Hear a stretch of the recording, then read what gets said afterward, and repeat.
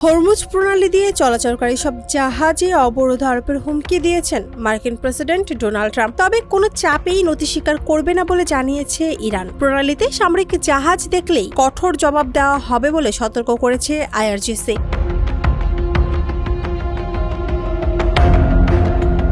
যদিও বেসামরিক জাহাজ চলাচল চালু থাকবে। মার্কিন সেন্ট্রাল কমান্ড জানিয়েছে 13 এপ্রিল সকাল 10টা থেকে ইরানের বন্দরগামী সব নৌযানে অবরোধ কার্যকর হতে পারে।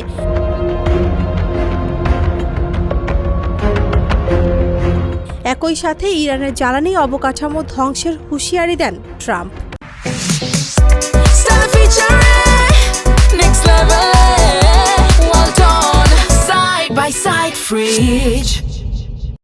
ইরানের প্রেসিডেন্ট মাসুদ পেজেশকিয়ান বলেছেন, আন্তর্জাতিক আইন মানা হলে যুক্তরাষ্ট্রের সাথে সমঝোতা সম্ভব।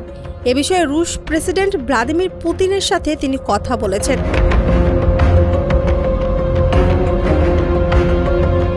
একই ধরনের আশা প্রকাশ করেছেন মার্কিন ভাইস প্রেসিডেন্ট জেডি ভ্যান্স। এদিকে উত্তেজনা কমাতে ওমান যুদ্ধবিরতির আহ্বান জানিয়েছে। অন্যদিকে লেবাননে হামলা অব্যাহত রাখার ঘোষণা দিয়েছেন ইসরায়েলি প্রধানমন্ত্রী বেনিয়ামিন নেতানিয়াহু।